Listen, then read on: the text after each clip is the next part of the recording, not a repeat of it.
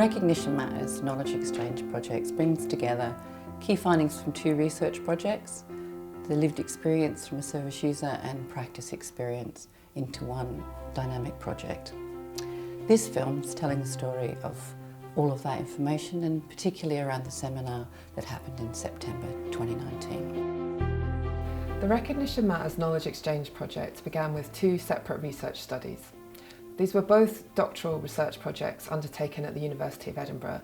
My project was around pre-birth child protection, and Mary's was about outcomes and family group conferencing. So although there were different focuses, what we found was that there was an overlap in findings, and that overlap concerned process. In pre-birth child protection, families obviously are very concerned about the outcome. They want to know, is their baby coming home? But what I found with talking to mothers and to fathers was that they also cared a great deal about the process by which that decision was arrived at. Similarly, in family group conferencing, there can be different outcomes for different family members, but that process in itself has value. In talking about this, Mary and I felt that there was some resonance in what we had found, and we started to open up our conversations to practice partners and to policy partners. We were fortunate in the City of Edinburgh Council coming on board with us and allowing us to work with 3 members of staff, Nikki Hunter, who's a social worker in the hospital setting and works a lot with babies who are at risk at the beginning of life, and Heather Rush and Julie Faulkner, who both work in the family group conferencing team in the City of Edinburgh Council. Through them, we were able to recruit a mother who had life story experience of both types of process in a pregnancy, Azaria, and you'll be able to hear her story through this film. The seminar brought together a range of stakeholders from across Scotland. We had policy people, practitioners and academics all there. There was probably about 65 people in all. We had a life scribe, Peter Morey, throughout the whole process, which was an exciting thing to see the seminar build as the event went on. It was quite a dynamic afternoon, and I think Azaria's story was really well received. People were really interested to hear her life story experience. We had an interview with Azaria and Nikki that Ariane did, and then we had a roundtable discussion about some of the key issues and messages that came from Azaria's story. The next half of the seminar, Ariane and I did our findings for our research, and then we had some discussion around that as well. Some of the key messages were really about process and about relationship-based practice, and a lot about recognition and unpacking what recognition means in relationship-based practice for social work. My research wanted to find out what happens in pre-birth child protection assessments.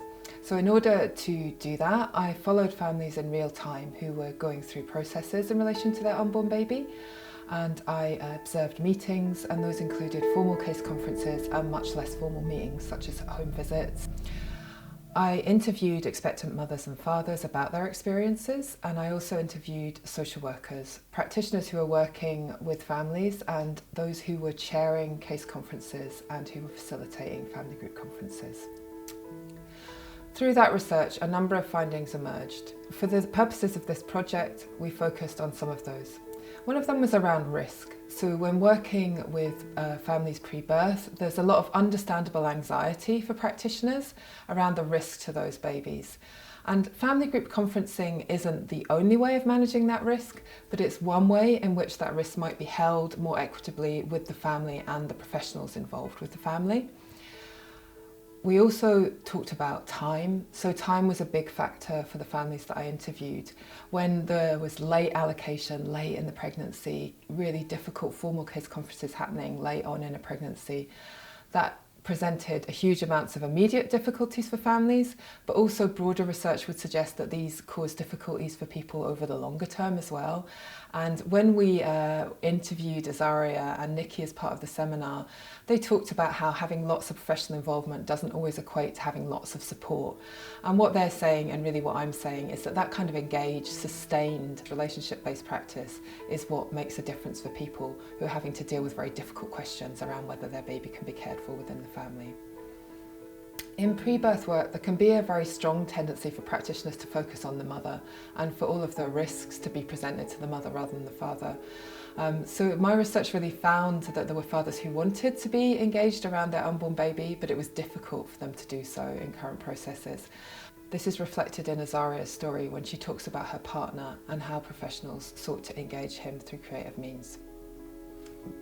I was really interested in finding out about family group conferencing outcomes and how family group conferencing contributed to outcomes for children who were looked after and their family members. So I undertook a case study. It was a retrospective study which looked at 11 families who had been involved with family group conferencing, and I interviewed family members, children and adult family members, family group conferencing coordinators and practitioners, so social workers, teachers, health visitors, etc. It was a really interesting project, and I think one of the key elements of what I found was really moving towards a theory of change for people who are involved with family group conferencing. If they experienced being empowered, if they experienced being recognised, and they had a feeling of being able to work in partnership with social work, they had better outcomes coming from contributing from the family group conference. One of the key elements of what we're doing here today around recognition matters is to think about recognition, and part of what my research was about was using recognition theory as part of that overall theory of change for family group conferencing. And I used honest recognition theory to be able to have a lens for looking at what recognition might be in family group conferencing. So Honeth talks about 3 forms of recognition: love, respect and solidarity.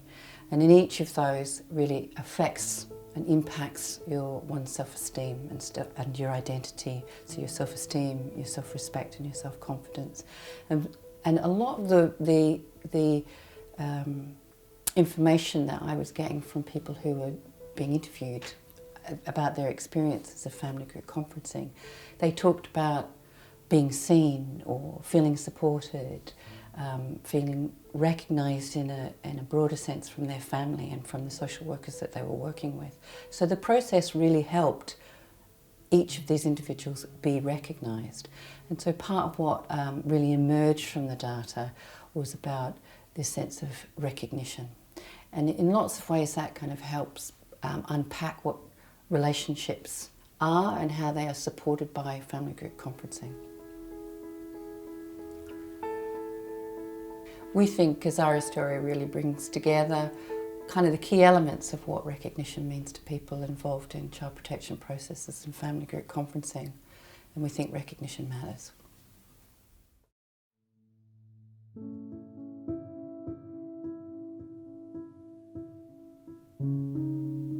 I started using when I was 15 and in an abusive relationship. I was with him for 7 years. I left the relationship and the abuse, but stuck with the drugs. I had been using heroin for 9 years and crack. All I could think about was more drugs. The lows were unmanageable. So I would go out and beg and get more money, and because I was young and I was a female, I could get lots of money. It was a constant cycle. Me and my partner ended up in a B&B, where there was drugs all around me being used or sold. There was no escape. The day I fell pregnant was the day I stopped using crack. When I fell pregnant, I immediately thought about a termination. I just knew I couldn't do it. I felt panic and happiness, but the happiness faded when I thought about how I was going to do this and how I would support a baby. But when I was told that I could not have my child, that changed things. We both knew I was pregnant immediately. Alec was so pleased, and I felt like I just didn't have a choice because he wouldn't consider an abortion. I texted my mum and I hadn't spoken to her for 2 years. She didn't want to get involved at the time because it would be too hurtful for her to lose a grandchild. I felt so alone. I got lots of different advice and I didn't know what to do. I knew it was going to be so difficult to imagine what would happen. Looking back, I wondered if I was trying to sabotage a pregnancy by continuing to use, so I wouldn't have to face the decision to have my child taken away from me. The first agency I encountered told me I would not be able to keep my baby. Every time I would leave that office, I would go home in tears. They were professionals, so they knew what was going to happen. It made me so angry I felt no one knew me or gave me a chance. I was a person and I felt really small. They made me believe I couldn't do it. They weren't suggesting that things could be different. They never told me that things would change. It was inevitable. I was a drug user, so I couldn't cope with being a mum. And the drugs were the one thing in my life that was reliable. I was getting so many mixed messages about what would happen, so the drugs were always there, no matter what. I then met with Prepare and things changed. I got a social worker who really worked with me. My baby was put on a child protection register. That was devastating, although I knew it would happen. It had been explained to me.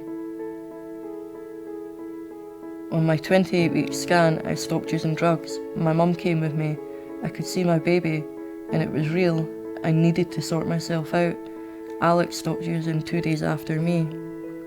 And once I was clean, I was surprised at how easy it was. I was told about family group decision making and agreed to give it a go because I would do whatever it took. I met Julie, who told me about the service. I thought this was going to be a good idea to involve both mine and Alex's family. I knew I would need support around us. We had a meeting and it was the first time our families had ever met. They instantly connected. The focus was about the baby. I was anxious about how things would go. I had no idea how they would be in a meeting with social work. I knew my mum and knew how she would be, and I worried about us being blamed. I wanted everyone to realise that we would need help. We met in a nice wee room. It was quiet and felt safe. It made such a difference. There was food and there was coffee. It felt it was much more our meeting, although the social worker was there. We could take breaks, it was informal, and we were all involved. We talked a lot and talked openly. We weren't being told what to do.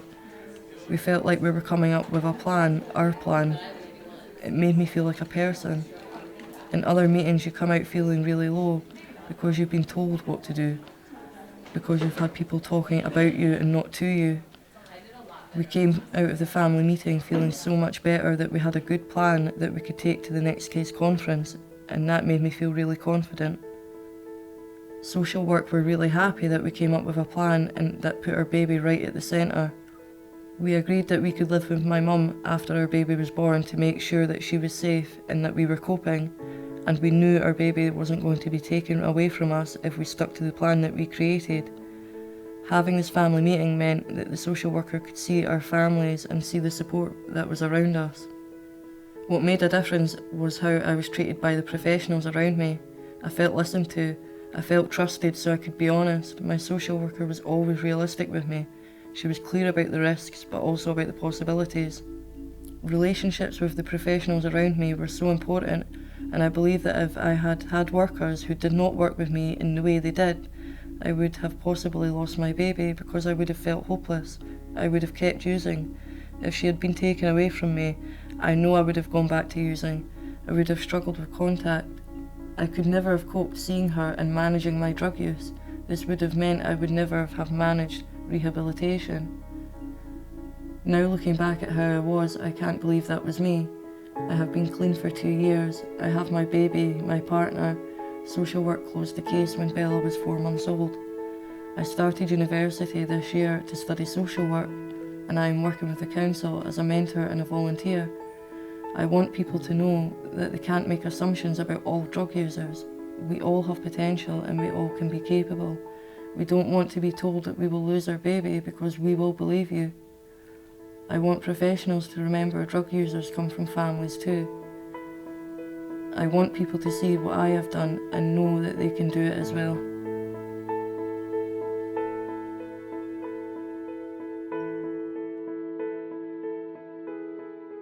I found it quite inspiring actually. I think we're not very good at articulating what relationship-based practice looks like. And I think Mary's research actually kind of unpacked that for us. So I found that really very helpful. Firstly, thank you. This is the best sort of learning experience where you've got someone that has been through a process and has worked closely in the most difficult of times and has come out the other side. So we've got a bridge here from lived experience, connected to research and brought into both practice and strategy. So thank you for that. And the atmosphere in the room, I think, reflected that people are really hungry for it. A common theme for me, I think, throughout all the tabletop discussions that we've had and the presenters and your pieces of research, and what was beautifully illustrated by Azaria's story, was about the significance and the importance of the relationship between the social worker and the families that we work with. And I think we just need, certainly what I'll take back is that we need to reconnect with that human factor, and I think we take it for granted that as practitioners we go out there and we naturally have that link in and that relationship with the families that we work with. But I think just today that's been very stark for me, that we need to reconnect with that bit. The relationships that we have are crucial to the day-to-day work that we do, and that has a huge impact on the outcomes for the children that we work with. So that was something I think that I came here today not expecting that to be the main thing that I go away with, but I think it was what everybody is saying, that we're human beings, treat each other like human beings, the mutual respect, the words like integrity and dignity are really just very, very important to hear today. The family group decision-making process there's real potential there to kind of try and overcome some of these power differentials and some of these barriers to progress in complex cases. I suppose from today I just really hope that our child protection processes give some time and consideration to maybe updating a bit and improving some of the ways we go about our child protection processes that really need some consideration. Somehow we need to blend the learning from today with what we've got in our current child protection procedures and guidance, so that we think about keeping the child central and building on the strengths as well as addressing the risks, but really working in partnership, not just between those that have responsibilities towards the child, but also between them and those that really care about the child. That's real partnership. We came together to share findings and to tell our stories which support and strengthen the knowledge that we need to have a genuine and humane social work system. There is a strong interest in trying to unpack how we can improve practice for child protection processes from all involved in this project. We all want the system to improve. Relationship-based practice is good practice, but our research and Azaria's story show that it is also linked to good outcomes.